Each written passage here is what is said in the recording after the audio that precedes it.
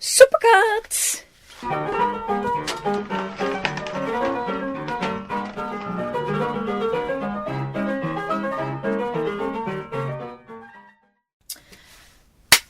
Fantastic Beasts and Where to Find Them, Part 1. And this one has no subtitles, so Fantastic Beasts and Where to Find Them. That's your subtext, and that's it's from a book by J.K. Rowling, which is actually not a book, but a little encyclopedia of these little creatures. It's entertaining enough. It was a charity thing, and then it ended up in a franchise. Don't know how that happened, but I'm sure there was something going on there. It is the book itself is actually published in 1926, 27, I believe. So they decided to, because they wanted to, I guess, pick the writer Newt Scamander as the hero of this movie franchise. So he published in 1927 in the book, and this is set in 1926, so before he published. So that's all we know for this. And that's, I'm going to say one nice thing about this movie. Maybe more if I could really try hard, but I have it on my list. This movie doesn't star children as the main cast. Thank you, movie. I agree. The original series was wonderful, but the way this kind of movie series, and they knew they were going to make 5 movies. Everybody knows this is a deal for 5 movies, so they knew this was going to be a 5-movie deal, and then you have to have these kids in, and you disrupt their lives, and I'm sure from their point of view it's also a matter of, you have to go fast because you have to keep up with how fast these kids age and all that kind of thing, and it's a palaver, but it's also really detrimental to the kids. It's basically child labor, and thank you for not doing that here. Thank you. So that's the good thing. So the good thing is what they didn't do. Sometimes the good thing choices. Is the choices, and sometimes what you don't do is more important than what you do. One of the things is that this movie starts with pinning a date. So it says 1926, straight up, there's headlines, and there's a plot of Grindelwald is the bad guy, so you get all that. Not what this movie is about, apparently, because it's about Newt Scamander, who is a magi-zoologist, so a zoologist for magical creatures, magical beasts, and he knows where to find them. Yay! This movie has 2 plots. That doesn't have to be a detriment, but it is. Plot number 1 is Newt Scamander goes with a suitcase to America, I believe to set free a enormously big bird beast. He comes off the boat, and from then on his suitcase accidentally opens and creatures get out. And then he has to go all over New York to try and find them. He picks up a couple of people, and that's the story. Now, for people who are into anime, especially early anime, and who've seen Cardcaptor Sakura, that's the same plot. Little Sakura comes into the library of her uncle, her magical uncle, opens a book, and outflow all the pages, and these pages all had a creature on it, and then she spends the rest of the very long series trying to collect them back. Also, people who do Pokemon will see a sort of similarity here as well. Problem with that plot is that Cardcaptor Sakura is for 6-year-olds. This movie is PG-13. This is not a good plot. Sorry, but no, not a good plot. Please. So that's your main plot. Then we have a secondary plot. It has to do with Grindelwald, and it also has to do with Grindelwald as a background figure who is bad, and on the headlines and everywhere you see a poster looking for Grindelwald because he's a bad guy. And the plot is about an orphanage and the lady who runs it, or not. It's one of the people in the orphanage, or then it's about the lady again.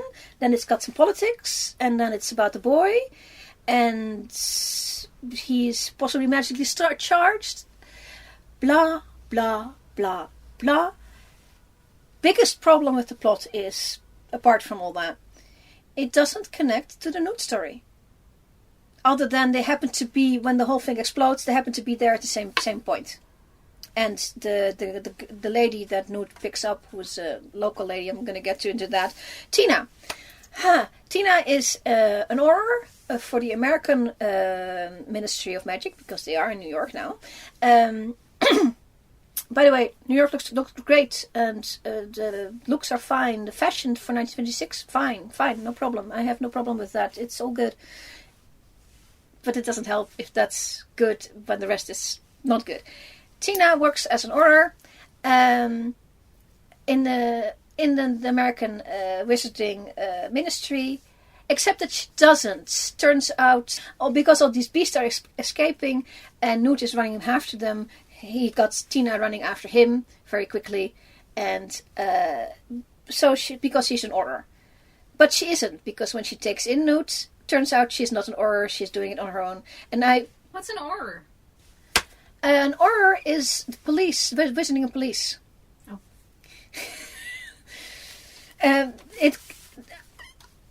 I understand the question, why you asked it, because yes, but these movies are made mostly for the people who are really into the earlier franchise. The amount of fans that are in the original, from the Harry Potter franchise, just the books and the movies, is so huge that in this movie they don't have to explain what an Auror is. Because there will be so many fans. There's like 1 billion fans.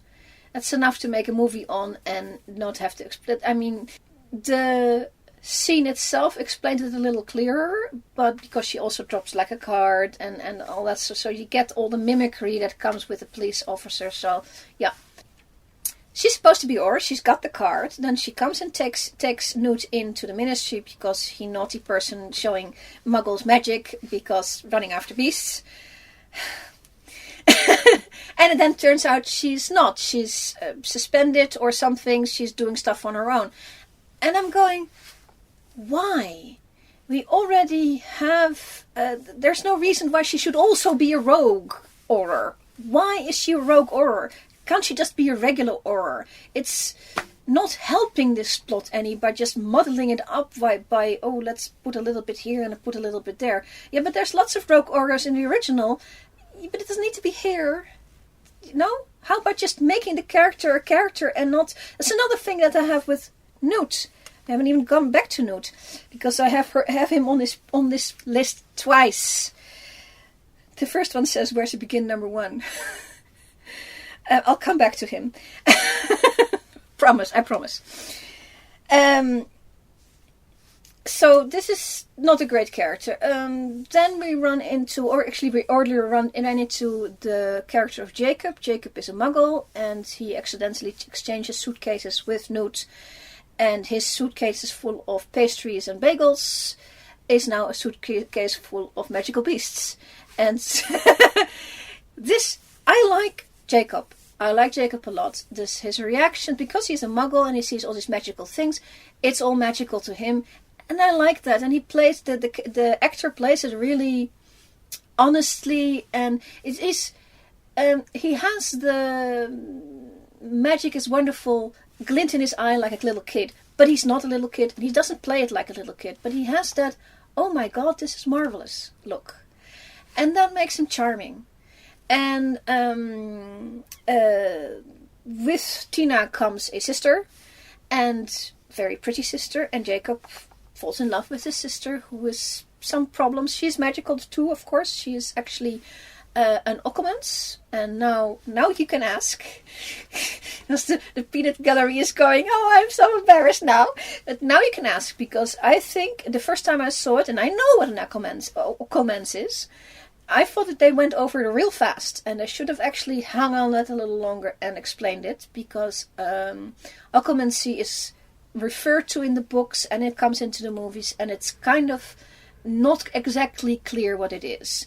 It is telepathy in this world, but it is also feelings telepathy. And she is like, they don't say that, but what I think they're trying to say is that she is a natural occlumens that just feels other people's emotions without specifically, other than that she is a magical person, without actually doing a magical spell. So there's occlumency, that where you can actually do a spell, ligamancy where you can actually probe, occlumency where you can defend with magic and action, but she does it instinctively, and so she sizes up everybody instantly, which is not always, you don't always want to know what everybody's thinking. Thank you very much. So she's a little bit messed up, and that's fair. I have no problem with Queenie. Queenie is a good character in this movie. The other storyline, which has the Credence storyline of the Obscurus, you know what? Cut it out of the movie, make a fan edit, and just dump the whole thing. It also did. Okay, let's. That's too easy. Let's not do that. That's too easy. Let's take it apart. So it's about an orphanage, and this Muggle lady has a fear of magical children. So she checks everybody over, but it turns out that Credence is there, and she has some idea that he is magical, and she's trying to suppress it and giving him a really bad childhood. Wonderful, great. Can I go home now? Then they also involve the Muggle politics of the day, of which New York in 1926 I know nothing other than I've seen a couple of pictures, and yeah, the stuff looks exactly like the pictures. Question is, what is it doing in my movie? Why? Sounds like Annie. Yeah, J.K. Rowling wrote this thing, and she looked at Annie and just picked up this image and just this plot image and just ran with it. And that's another problem with this movie. I have another list of these things, of things like a checklist that they went through. Oh, since we are in New York in the 1920s, we need to put in the arrival at Ellis Island. They have to put in a speakeasy. We have that Orphan Annie orphanage. We have the U.S. style politician. We have the Muggle New York police shooting at complete with bunch of cars shooting at a magical beasts, which they can't hit because it's the Obscurus and it goes straight through. They have the Chrysler building in the process of being built. In 1926, it was not started until 1928. Thank you. Now somebody didn't do their research. They have a department store. They have the New York subway, and these things look good, but it's like a checklist. I mean, it's that bad. Greatest hits. Greatest hits, and it's also with like the scenes themselves. They have to have, because merchandise, they have to have things, little figurines they can sell, so they put house elves everywhere. And we know house elves are meant to be hidden. Harry doesn't find out about house elves until he's like in the third movie or something, like second or third movie. They should be hidden. Then at this... they have lots of magical fantastic beasts, but they do nothing for the plot. All they do is do the Cardcaptor Sakura plot line of running off, and it's like a name dropping. When they should be the title thing. This movie is Fantastic Beasts and Where to Find Them. It's not about that. When I first watched the movie the very first time, so jarring, because one moment Newt Scamander is working with these beasts and feeding them and not doing any plot things, just mood stuff, and then the next moment he and Tina are caught by the Aurors, and they are sentenced to death, and they're standing over a death pit with monsters in it, with cerebral monsters in it. It was so jarring. And then we come back to Newt, where to begin, part 2.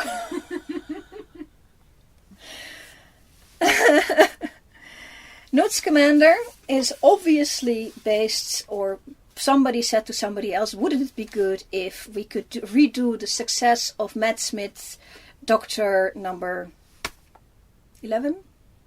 11. Matt Smith, Doctor number 11 from Doctor Who, where he does, the actor, not his fault, I'm sure he was told to do this, to do David Tennant doing Doctor number 10, who was doing somewhat attention deficit, I'm easily distracted kind of things. So, somebody said to Eddie Redmayne, who plays Newt, do that. Or something of the sort. And Eddie Redmayne is a wonderful actor. They tell him to do that. He do that. I'm supposing that's roughly what happened, because basically that's what he's doing.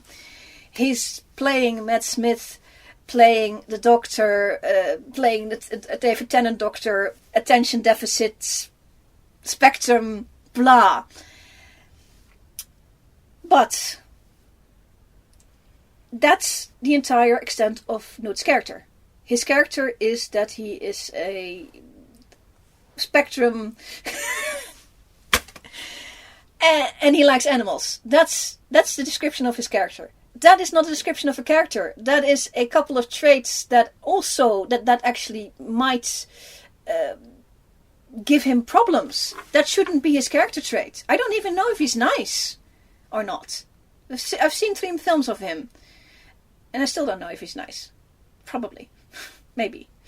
I don't know.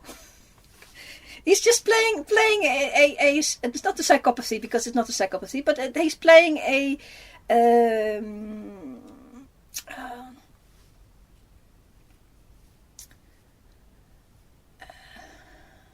personality type. He's playing a personality type instead of a personality.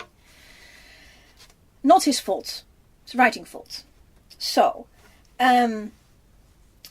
stick a pin into that. I'm coming right back to it because there isn't a Newt. Where to begin? Part 3. But next on my list is what this movie should have been. It is... it should have been Fantastic Beasts and Where to Find Them. It shouldn't be this hard to write a good movie in this franchise. Really, it shouldn't. Because all you need to do is take your title, Fantastic Beasts. Well, it's not going to really be about beasts because it's always related to human beings, and that's fine. So you get Newt back in, fine. Whichever way, it doesn't matter which kind of Newt you put in. Newt likes animals. He wrote a book about it. So how do you create conflict? You get a guy who either hates animals or uses animals in the wrong way. You set up a plot. Have at it. There's lots of reasons why Newt should be against this guy. There's lots of reasons for conflict to happen.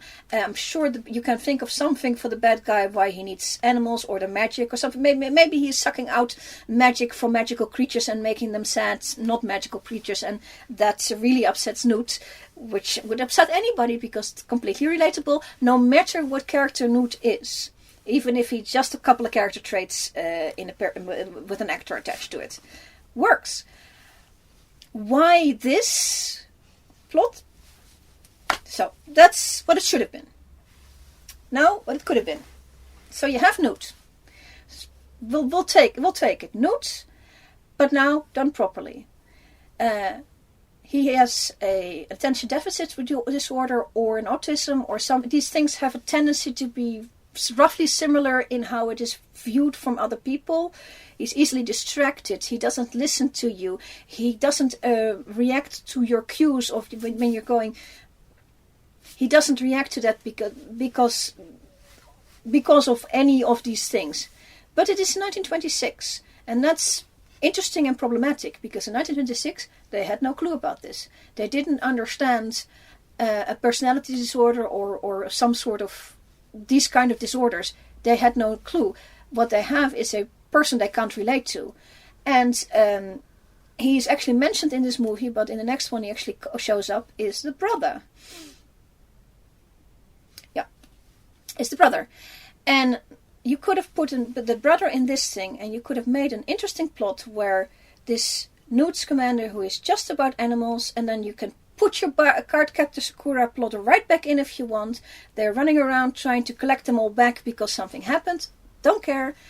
Newt is doing that. The brother is actually also an Auror. We know that from the future, and I think they also say it in this movie. And he has to try and keep up with this and try to keep try to do this together. And this guy is completely normal, 1926, and he has no help from knowing that autism exists. He has to figure it out by himself. And you can get in, like the educators, which they do in later movies, they get Dumbledore in as a teacher for Newt's teacher. He was Newt's teacher at some point. And you can get him in and you can talk about it. And this could have been an important movie in how the brother, whose name is Theseus, how Theseus reacts to this problem brother. Could have been a really important movie in the form of a fantastic, of a colorful movie. And they didn't do that either. So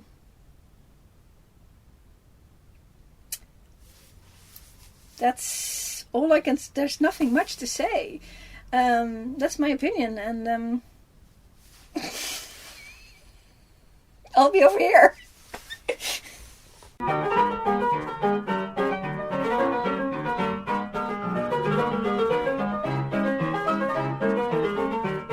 Fantastic Beasts and Where to Find Them, Part 2, The Crimes of Grindelwald. This is the second. There are now 3 of them, so but this is number 2. Just like the previous one, the title doesn't say what it's about. It says something that it's not about. It's not about Fantastic Beasts, and The Crimes of Grindelwald aren't in it that much.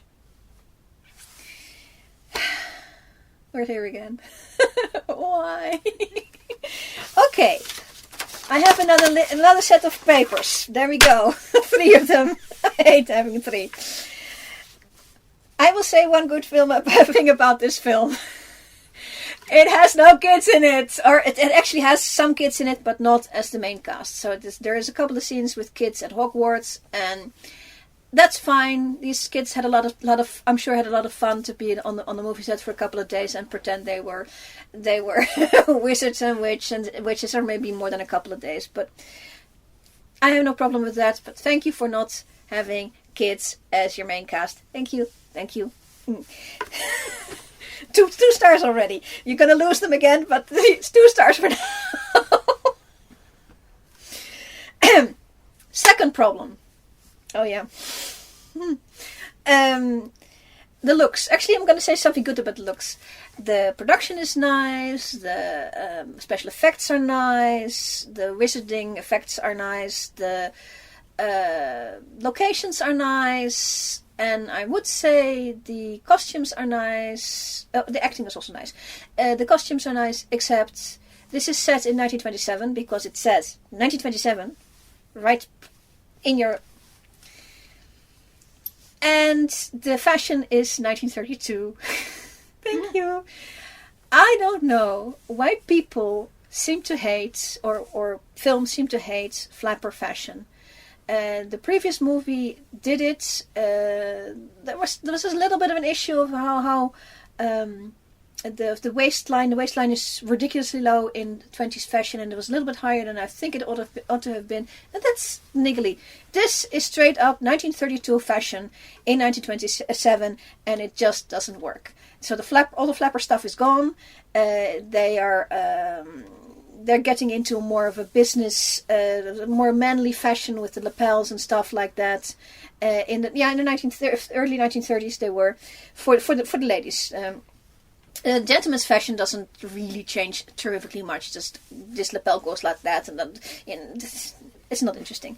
But what these people are wearing is 1930s, straight up 1930s fashion, and it is 1927, which is actually another problem in the story because this is a 5-film franchise, at least on paper, and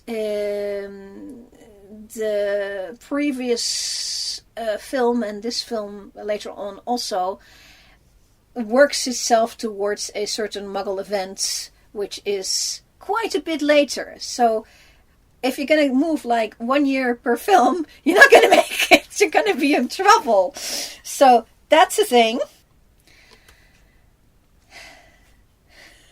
Oh, I have like 2 pages of issues on this thing. I'm just going to go down the line. First look of the Wizard in the World, or the second look, I forget, is when they go to the ministry, and what you have, another elf, and this elf is washing a window.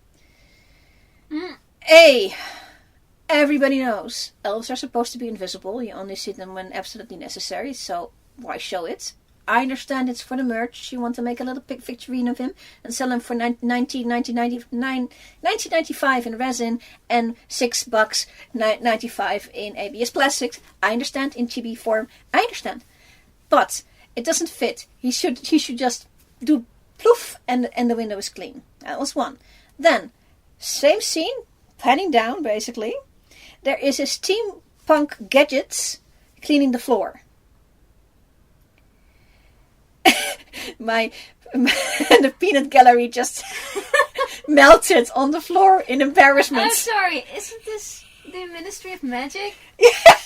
Why do we have all these helpers to clean the place? If you can't clean the place with magic, what's your magic good for? Your magic elf is cleaning the window by hand, and you have a steampunk gadget on the floor hoovering up dust. Can I live in a different magic world, please? Somebody didn't understand how this world functions.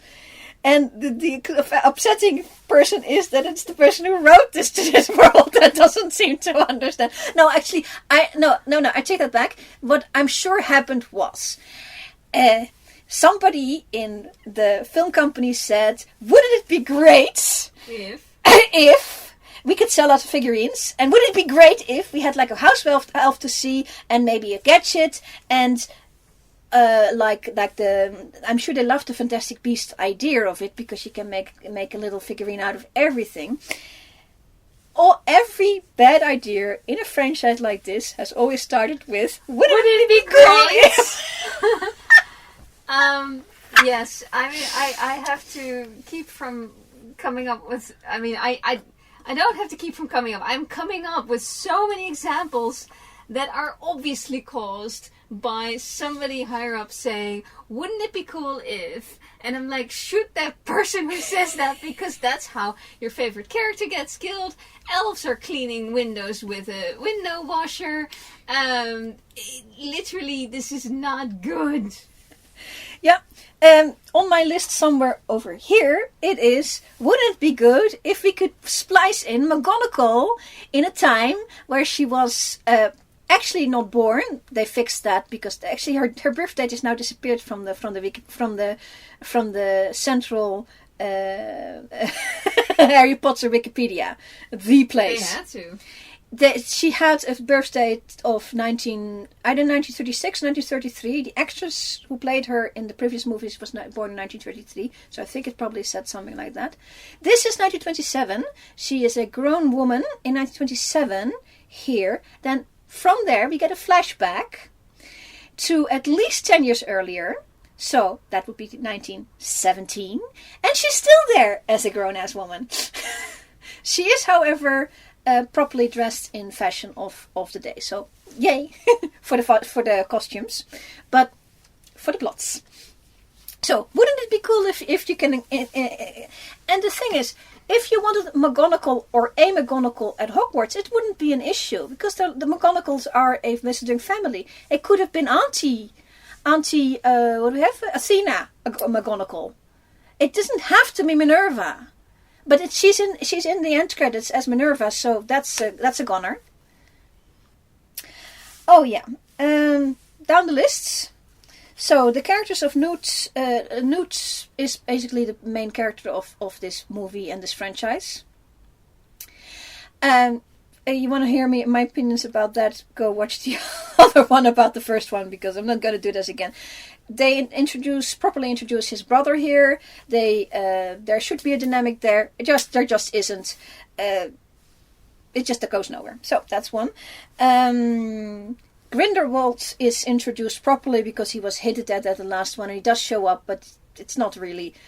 And he is so boring as a bad guy. I mean, this thing is called The Crimes of Grindelwald, and he stages a breakout, and he kills somebody gruesomely, and from then on it's just talk, and he lets other people, he gives commands to kill, and he just stands there and talks and like that.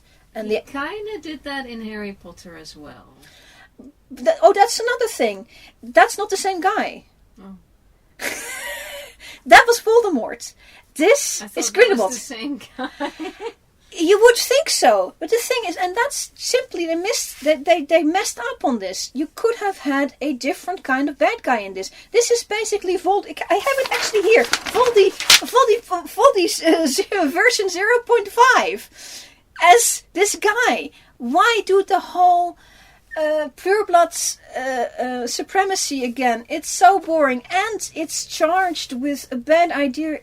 In 1927... I was just going to say, you're working... I mean, you're not quite there yet, but you're going to be working towards World War II. Yes, and they use this here. And that plot is not only wrong, it stinks. It's bad. It's repulsive. It's actually repulses people. I got so mad at this.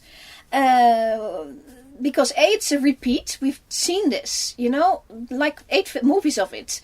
It was boring then. It's doubly boring now because the other side is not delivering. In the Harry Potter movies, the other side of characters, the good side of characters, was very interesting and wonderful. And Voldemort was boring as fuck.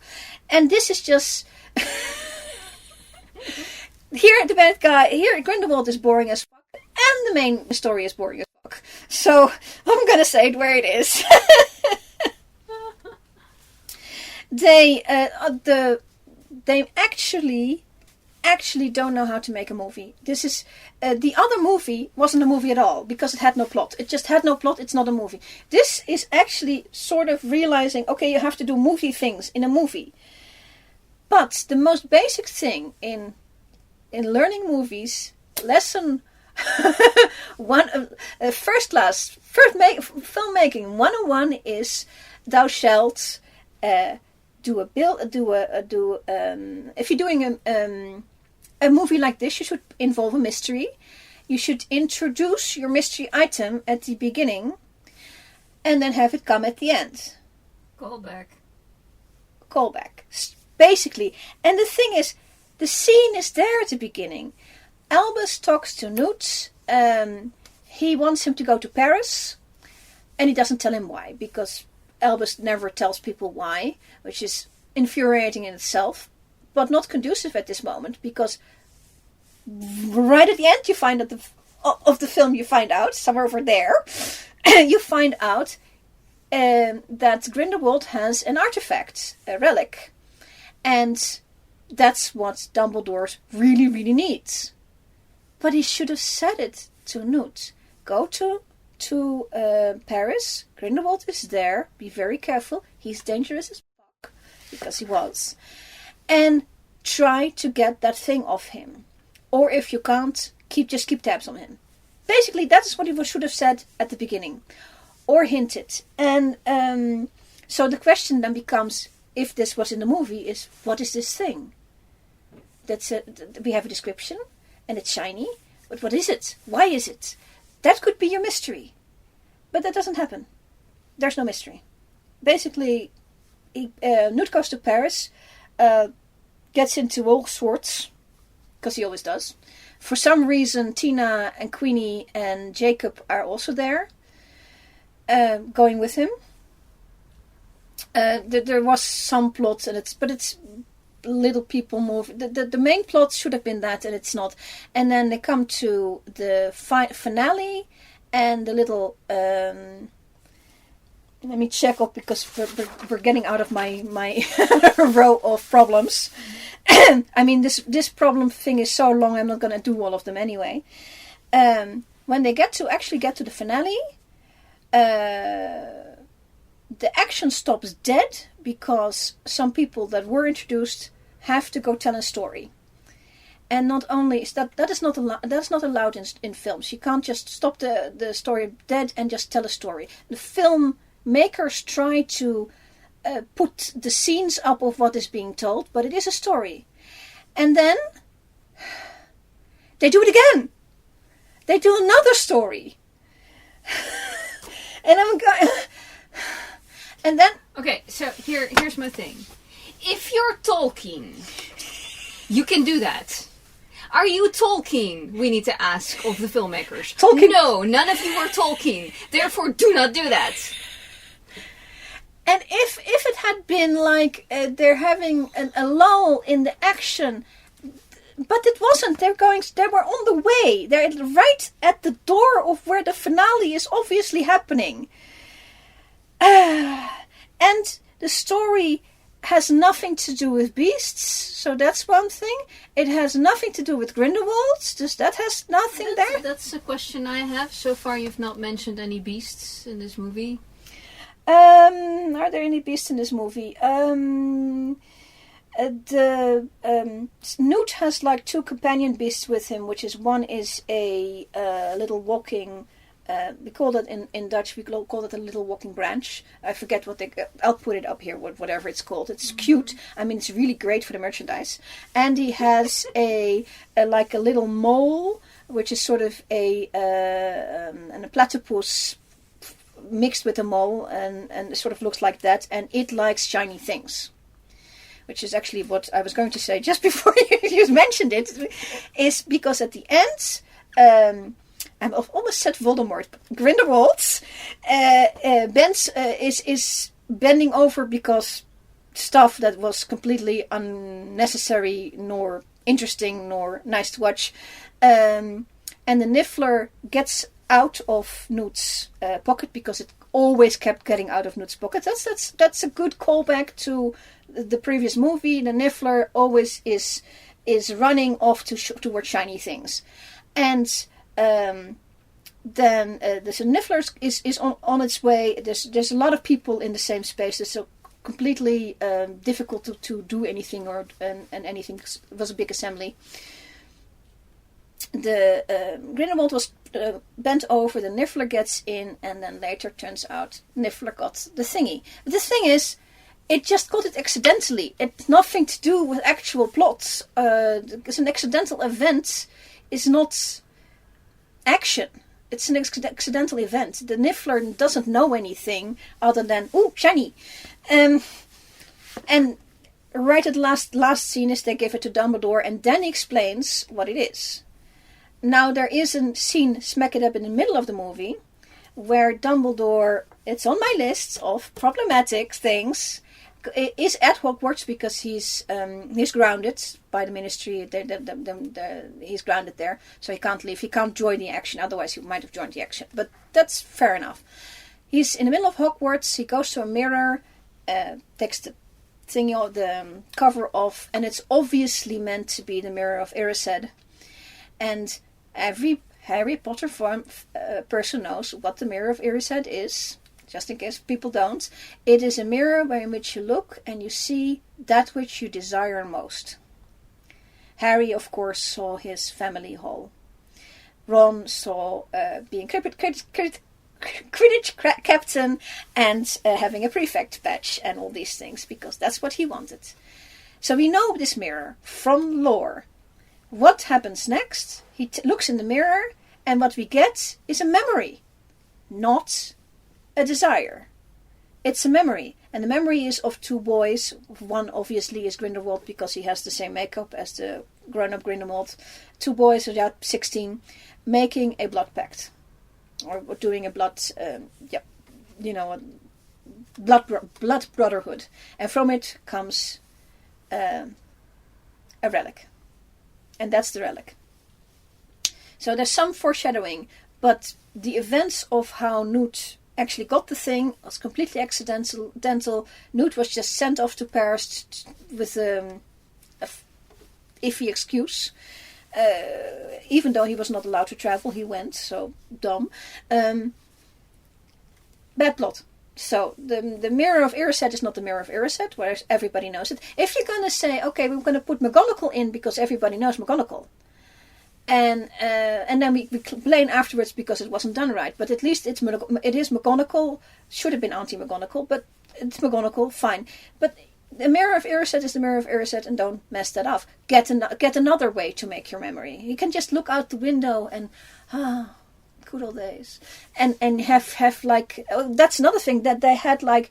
I'm still saying Voldemort. Damn it, Grindelwald can conjure up these vision thingies, and spoiler for the next movie is that they changed that because it was boring. And he at the big assembly, which is supposed to be the finale, which again I have like that much issues with. The finale is not a finale. It's him doing his pureblood rhetoric, showing all these visions of World War II. Yeah, exactly. Now, by this point, I was really, really angry, and I would have walked out long before if I could have. But yeah.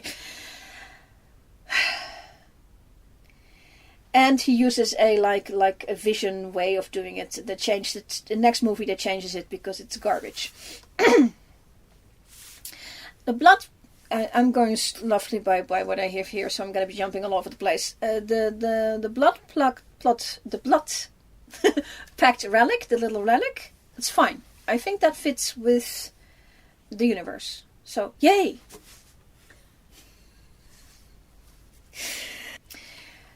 Credence is also there, who was from the previous movie, the sad little orphan who turned out to be a magical creature, an obscurus, which is not good for your health and for the health of Credence. And he picks up a companion by the name of Nagini. Now we get the Nagini problem. And this lady, this is because this is a lady. She's played by a Korean lady, very nicely. No problem. I have no problems with any actors, including everybody. I mean, even the role of Grindelwald stink. No actor can fix that, no matter what. So these roles also stink. So Credence stinks, and this role also stinks. She does it well. Basically, she just stands around and looks concerned, mostly. It's not her, it's her implication. She is working in... Credence finds her in a circus, in a magical circus, which I also have an issue with. Like, everything has an issue here. This is really annoying. Okay, let's do the circus issue. The circus issue is that, yes, circuses in the 1920s were big things. And like, showing of horrors and stuff like that. They loved that. They lapped that up. But this one is actually in the French magical, the magical quarter of Paris, and it's she is a person who changes into a snake involuntarily, and then changes back. That's her entire circus worthiness. It's not in a magical circus. That's not worthy of anything. It's not anything. I wouldn't, if I were a magical person, I would be concerned for her because it's involuntary. I wouldn't go and see it and see her in a cage doing it. Why? You could see that at school. At school, they do lots of changing. It's not magical for wizards. It would be magical and very frightening for muggles. So I think somebody came forward, when this was written as a circuit, somebody came forward and said, oh, wouldn't it be great if this magical circus was also in the magical part of this circus that's doing magical things, was actually not in a muggle place, but so we can also show off the magical part of prayers. Going, okay, so you had a reasonable idea, which still sucked because I hate that kind of circus. and then you must it up. Anyway, so we have Nagini, who changes from a lovely lady into a snake involuntarily, and for the people who are lived under a rock, Nagini is in the Harry Potter books a snake, Voldemort's snake, and she is, because she is also a Horcrux, long story, beheaded by Neville. The curse that Nagini the lady has is that she, over time, she would keep changing into a snake and not at some point not be able to change back. So, and this is 1927, and the events of her beheading would be 1997. So, this is 80 years later. So, now we made Neville into a murderer. Thank you, film. Thank you. Thank you. Can I go home now? So, how many kids were crying in this movie? I was so annoyed. And then you have this storyline with this Credence and with this horrible Nagini. Well, she's nice, but Nagini, she doesn't do anything. Credence doesn't do anything. They run into Grindelwald, and he doesn't do anything. It got so bad that Johnny Depp, who plays Grindelwald, whose job is to play interesting looking characters, has an interesting makeup and stuff like that, and he should be doing interesting things. He got so bored. You can see that he's actually posing. His signature part is, of course, Captain Jack Sparrow, and he was very good at posing. So he sort of goes, if I have nothing to do, I might as well pose. So he goes like poses with his foot up and stuff like that, and does his lines, you know. In the middle of the finale, when the girl gets killed, he first poses for like half a second and then goes on with the scene because he's nothing to do. Look, if you're even boring to Johnny Depp, you really have a problem.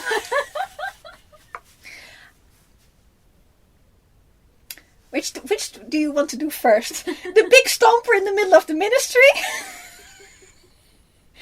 Or the bad character, the unlikable characters? Or the bad French? Whichever. Well, let's start with the bad French first. Let's get that out of the way. There are French. The French is spoken to French people only. But then we get to the big speech, the big bad speech with the rhetoric and the And what does Mr. Depp? What do they have the Grindelwald character talk about is Muggles, of course, and no mages in the United States. I'm sorry, that already hate, and this was actually in the previous movie, and I didn't even mention it, but I hate that term. I have I don't understand why they simply aren't called Muggles in the US. There's no reason for them to have a different name because all the wizards that aren't actually Native Americans are all from England or Germany or Europe, and they would have been called Muggles. The people would have called them Muggles on the way on the ship, got off at Ellis Island, went into to the States, or even on the Mayflower. They would have called them Muggles. So why call them no mages? I don't understand. So, and it's such a, if it was like a good, researched term that you can give a like okay, I understand how that grew, then I would understand. No mage. He does it for French as well, and oh dear, yeah. Because he is in Paris and he's supposed to be talking to a French or an international audience, at least for some French, he mentions this one word, this one no magique. Mm-hmm. There is no way. I mean, my French is not brilliant, but I know for a fact that is not the way Muggles are called in the books, in the Harry Potter books, in the French translation.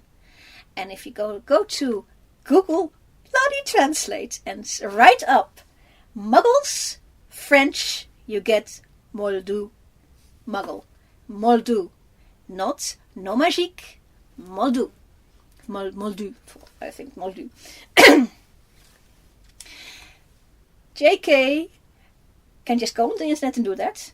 If she can't, she can go call her publicist and ask, I think we translated those books into French. Can you look up what Muggle was in French? Thank you.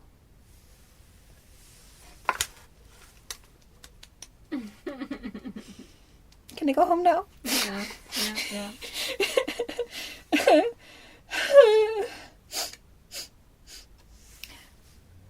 A lot of the characters are unlikable, including Newt, including... the only one who is likable is Jacob. And there's a new character which is completely not used. Newt's assistant, they gave him an assistant, Bunty. And she has the potential of being nice, but they do nothing with her. So just introduce her and dump her. Why? And did I tell you about the stomper in the middle of the... Not yet. Anybody who's seen a Galaxy Quest, the movie, there is only the movie, knows that there in the middle of their spaceship there is a stomper. You have to go through the stomper. It's a people stomper to get to the engine, to fix the engine, because you're counting down to imminent engine overheating and blowing up seas. The way the stomper is introduced in Galaxy Quest makes more sense as an actual thing in the actual narrative of the actual TV show Galaxy Quest, makes more sense than this stomper in the middle of the magical ministry in France.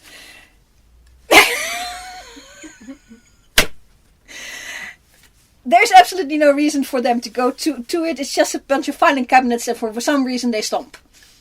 They just move and stomp. And then you get, as a complaint for the previous movie, is that one moment you have like lovely creatures, and suddenly they're horror beasts. It's another one of those. It's not as bad as the first movie. The first movie is really bad. It was just lovely one moment and horror the next. But it has these elements, and you know what? It's not this film. I think it's a PG-13, so older children and up. Doesn't mean it has to be. Shouldn't forget that this was a children's franchise, and you have to show magic as love. You have to give it some sort of oomph and loveliness. It's all.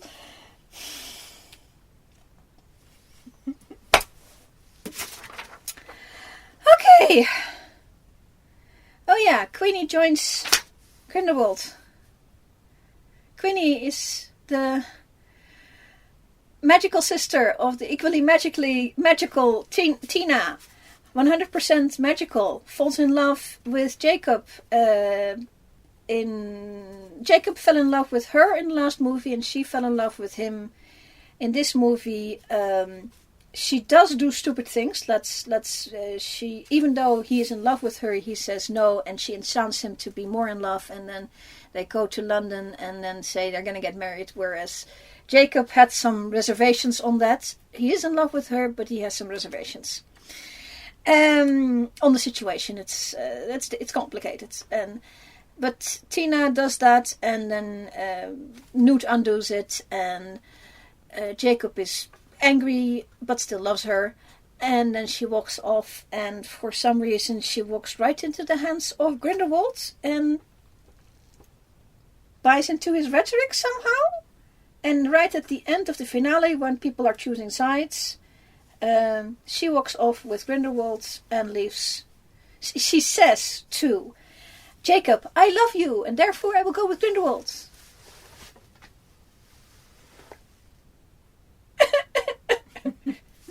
Look, I understand that you don't understand what this kind of blood purity is like.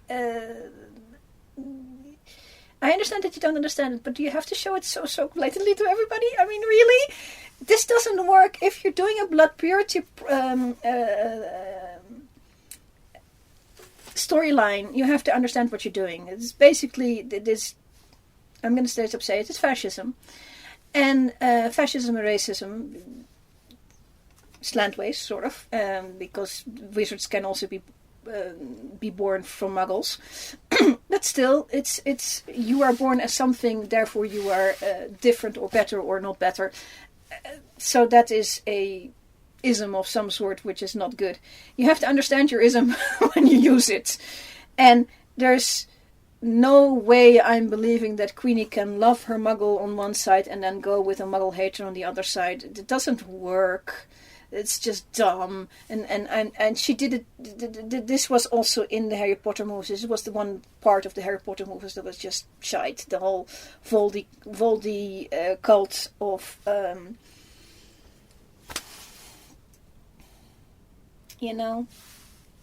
I'm gonna go to the end. Because there's another... Oh, there's more. After all that, we come to the script. Because this is... The previous movie wasn't a movie, because it had no story. This is a movie. It's just... scripts. Lousy film build-up. It has only 3 acts where a typical film has 5. There's a reason why it has to have 5 acts, because you have to do a beginning, an opening, a middle bit with an up and a down. That's where your acts come from. And then you have to go up towards the finale. This one just had the beginning, the middle bit, which had meandered, and then up and the finale. So I was sitting there going, oh, we're going... I was actually waiting for the big speech to end so we can actually get to the next dip and then come to the finale. But no, the credits rolled at that point. Or the 2 end scenes happened and then the credits rolled. And I'm going, okay. Bad writing. They botched the setup with the blood pact relic. That should have been your central theme. They didn't do that, and so that's why we're sort of going now that they have at the last end scene where Newt hands over the thing. I would expect now we're going to talk about it, and now we're going to go for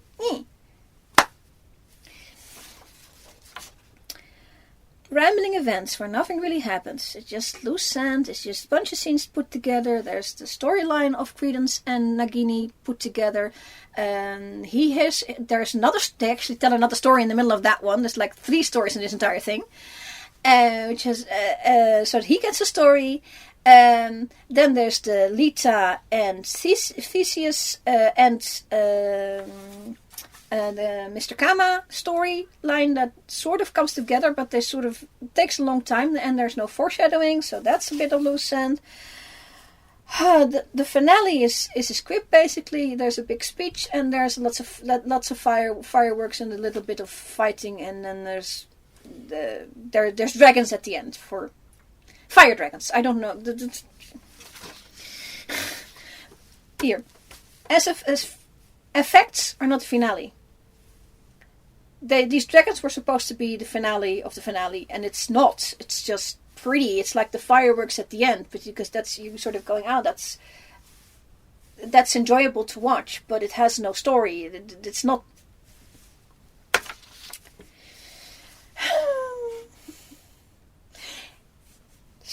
They learned something from part 1. They learned something from part 1, because part 1 had like a story build up towards stuff that may happen in the future, and you just that's a no-no. You can't really do that. So on the whole, for 75% of the stories that were started in this movie, some end happens. It's fine if it's the beginning of the next story, or but the Lita story was ended, and the Credence and on the Nagini story didn't end. I don't know what the plan for that was. Credence story actually goes to a next chapter, so he gets to hear some of his past, which turned out not to be his past. But okay, and he ends up with Grindelwald, and he gives him a leg up to the next one. That is fine. Giving a leg up to the next one in the very last scene, as long as it doesn't detract from your movie you just made or from the previous one, it's fine. But you actually have to do some plot inside the movie and then do some rappy uppies. And they did that. So, congratulations, you've made a movie. It's not a good movie though. And that's it basically. that's my opinion, and I'm sticking to it.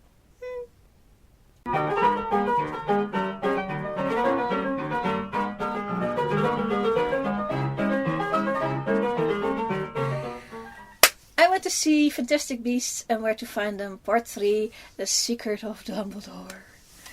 I did... this is a long one, I have 3 of these. Sorry. I'm going to go really fast because there's a lot and not the best.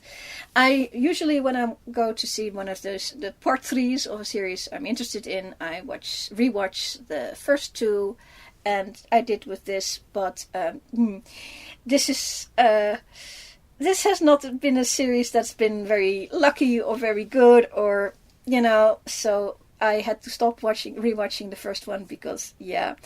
And the second one I did watch, so I had enough information to know what to know for this one.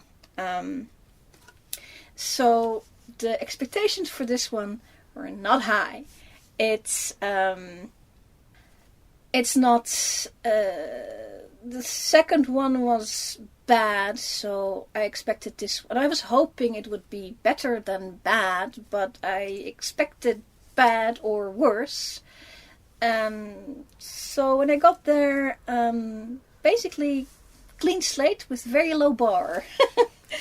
Then the first scene happened, and I was feeling better. The first scene is the thing is called Fantastic Beasts and Where to Find Them.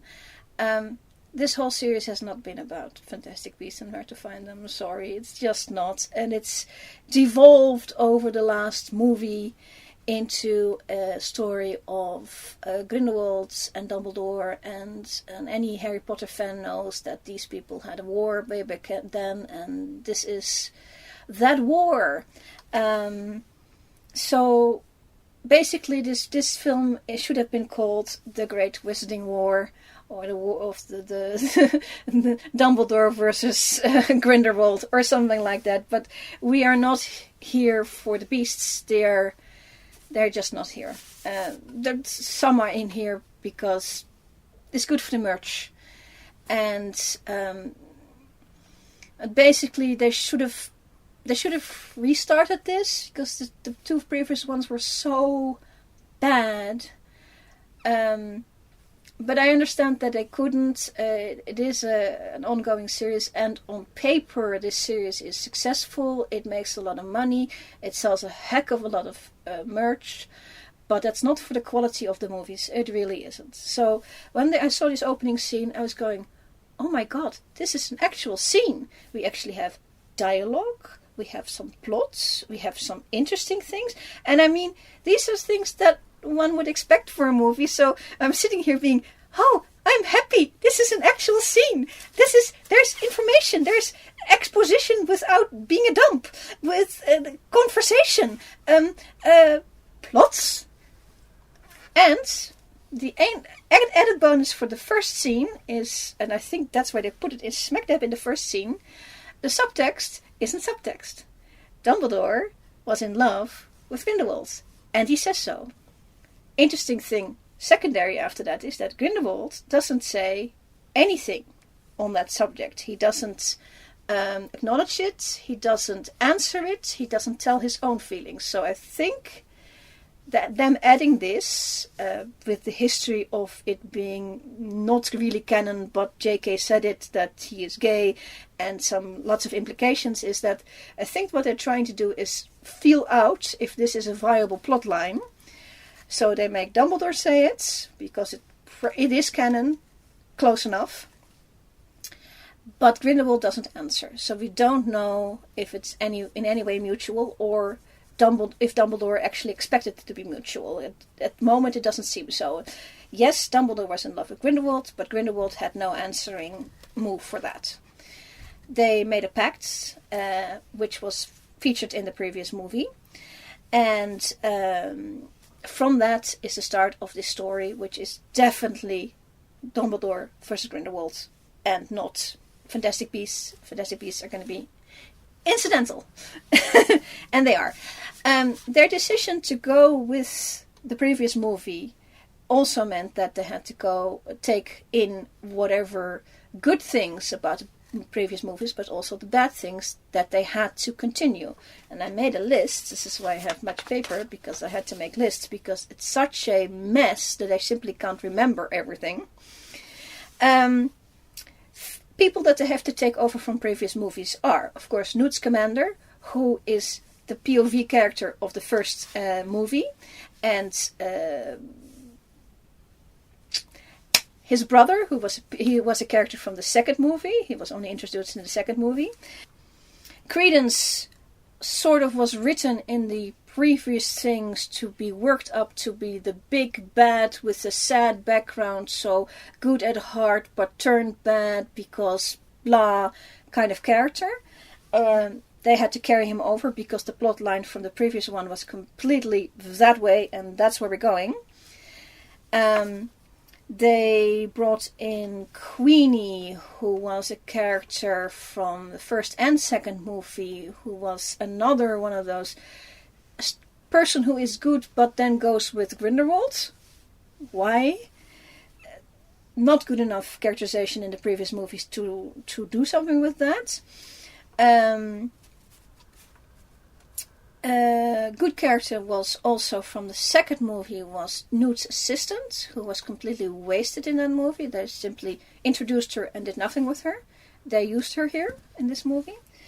Probably should say what they did. With Queenie, who joined Grindelwald, they wrapped up the storyline and made her be under duress and then rescued her. Great. Corvus, whole thing just fizzled out. There was nothing there to... sorry, not Corvus. Credence. I had them written down here wrong, so sorry. Credence, it just fizzled out. There was nothing there to say for a tortured bad guy who was really good at heart kind of thing. We've seen it. It's not... no. The good use, they make good use of Bunty, of the assistant character. She is pivotal to the plot without being intrusive, without changing her around and making her not be what she is, and all these kind of things. But making her look good. Yeah, that's a good choice. They reused a character from the second movie who is Yusuf Kama. I think basically because they wanted to get as many from...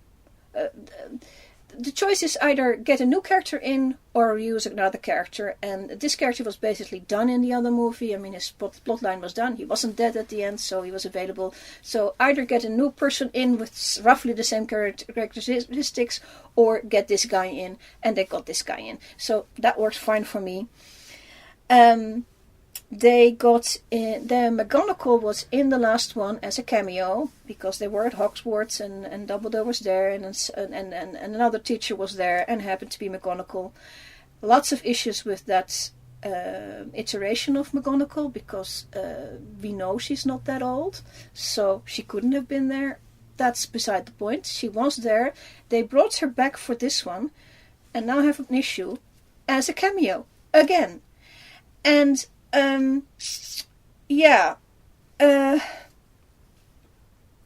there is also the character of Tina. I'm going to come back to McGonagall. The character of Tina, who was in the first and second movie, big player. She is not in this one. Just she has a cameo, and I thought about this, and I think it probably has something to do with availability of the actress. So they had the part obviously written. And they stuck in a new character, Professor Lally, Eulalie Hicks Lally. And that's nice. And she was a character of color. That's also nice. American character with lots of Brits and an American. And that was nice. But this would have been the point where you could just slot it in McGonagall. Because Lally is a teacher of charms, I believe, at the Ilvermore, the American School for Wizarding. And why not just slot in McGonagall? It would have been wonderful to see McGonagall take part. While you have her, you've already misplaced her in time already. Why not make use of it? Why make it another bloody cameo, and even a shorter cameo this time? She just comes and gives Albus a message. That's it. That's her entire cameo. Why waste it on this? I mean, I like it that this new character is a character of color. But it should have been McGonagall. I don't understand. So they were doing really well with the really using of old assets from the previous movies, and then they messed this up. So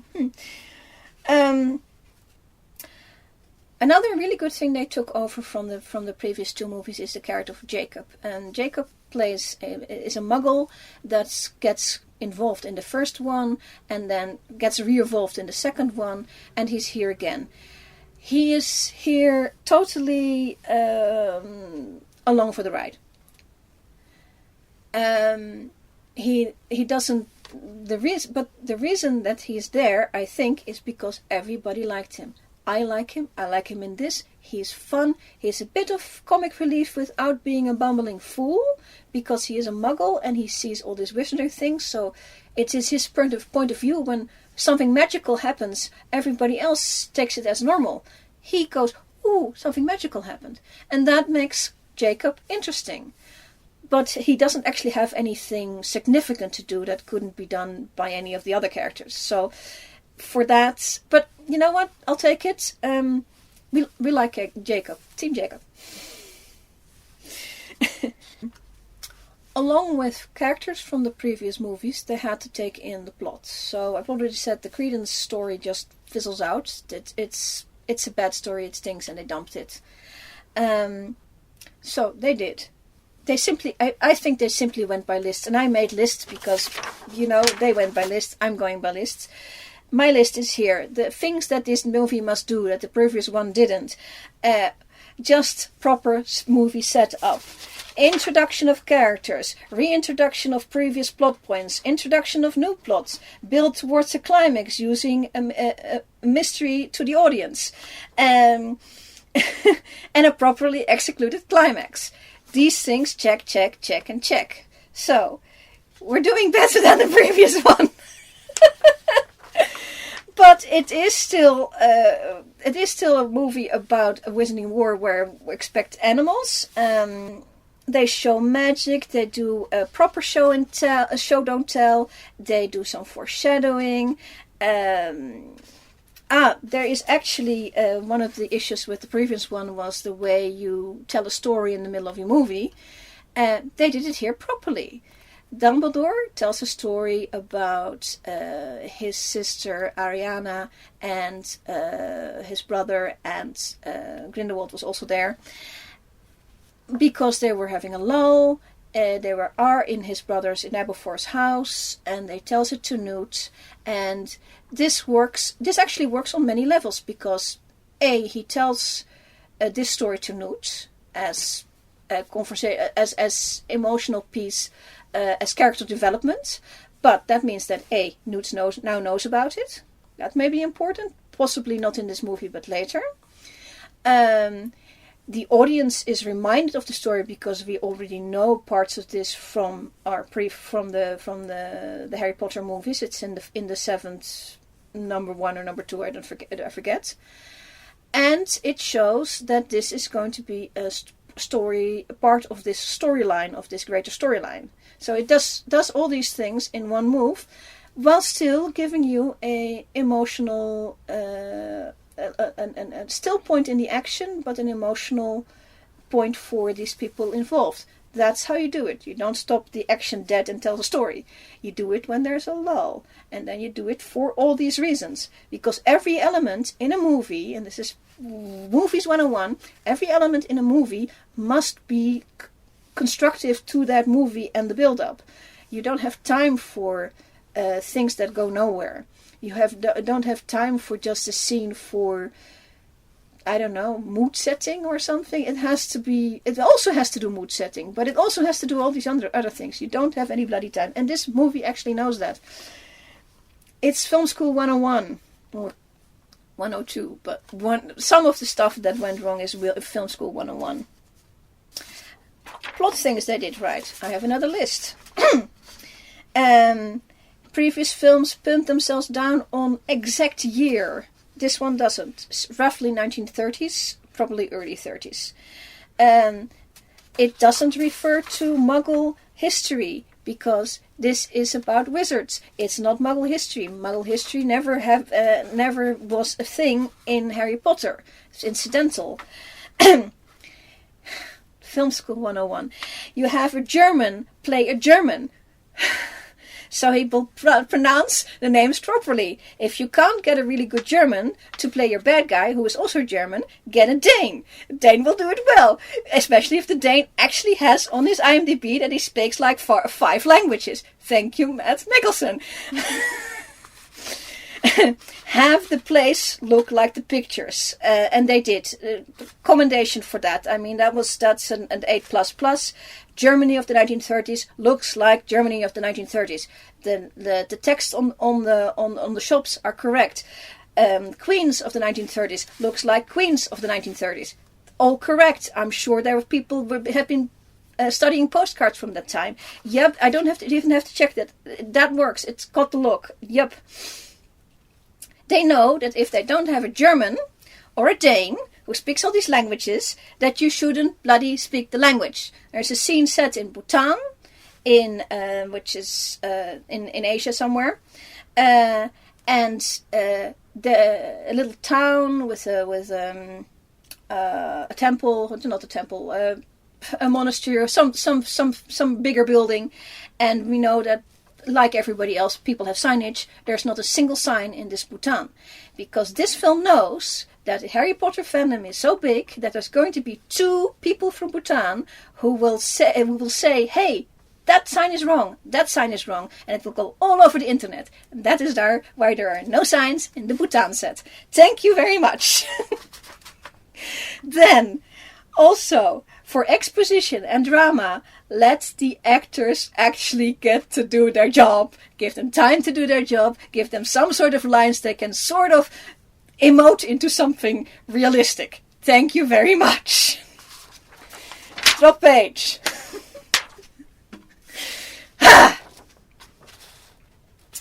There are some things they couldn't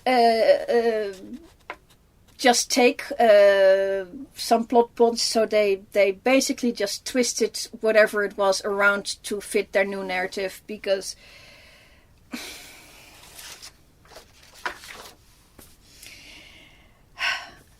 another thing they did, well, the character of Grindelwald sucks. I mean, on paper, Matt Nicholson plays it, he does his best, but this character just sucks. And in the previous film, he has a certain look. They dumped it. Thank you. He now looks normal because basically he is normal. The scariness is in his thoughts and in his beliefs, not in his looks. He doesn't have to look scary to be scary. He's scary without his looks because of what comes out of his mouth. So, wise move. Also saves you on lots of makeup for Matt, and I'm sure he's happy about that. I have the why is this movie not good category now. Oh my god. This movie has to fix so much manure from the previous movie that they can't do it. They can scrape off some, put some pink spray paint on some other, but it's not gonna help. It's still not what it's supposed to be. It's still not Fantastic Beasts on Where to Find Them. They stuck in beasts everywhere. Like when in the Bhutan set, which is just a political set with a political climax and some running around, they put in these blue chickies, which I'm supposed are magical.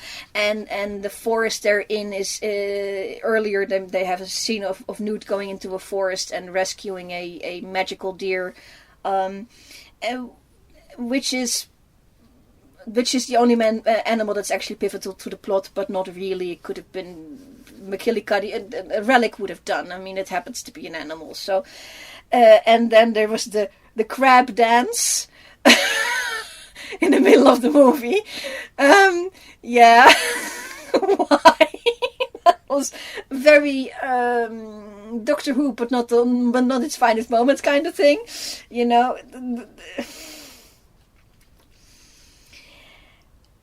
And the objectivity meter for movies is basically, if you can remember the plot well, it was a good plot. If you can't remember the plot, it was not a good plot. And like I said, I had to make paper for this. Lots of paper.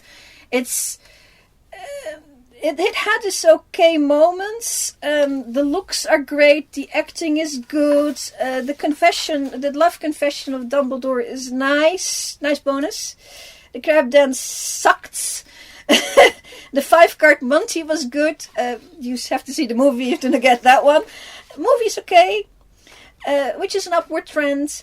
It's a nice collection of scenes, well executed. But I'm giving compliments here for things that should have been standard. I mean, really, it's serviceable to keep the franchise going. Yeah. That's my opinion, and I'm sticking to it. See you with the 4th film. It makes a lot of money, so we'll probably see a 4th film. We'll be here for the 4th film, definitely.